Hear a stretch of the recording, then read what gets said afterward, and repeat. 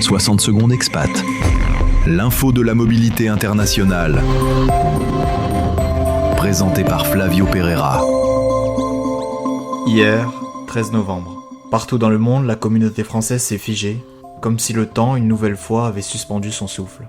10 ans après les attentats, l'émotion reste intacte. Un soir d'une violence inoubliable qui avait frappé Paris en plein cœur.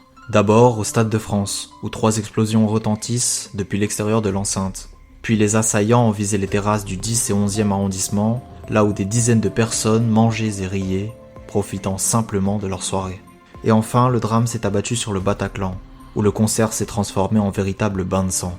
Au total, 132 morts et plus de 400 blessés. Pour les expatriés français, cette date reste une déflagration lointaine mais profonde. Nombreux se souviennent de regarder les images depuis l'étranger et d'attendre des heures sans nouvelles de leurs proches. Impuissants, alors que Paris s'effondrait. Hier, de Montréal à Tokyo, de Buenos Aires à Porto, les Français se sont retrouvés. Dans les ambassades, les lycées français, dans les alliances ou parfois simplement sur une place, autour de quelques bougies.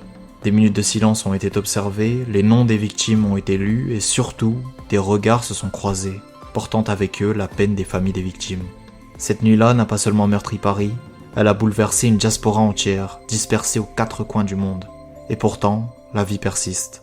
On continue de marcher, de rire, de vivre.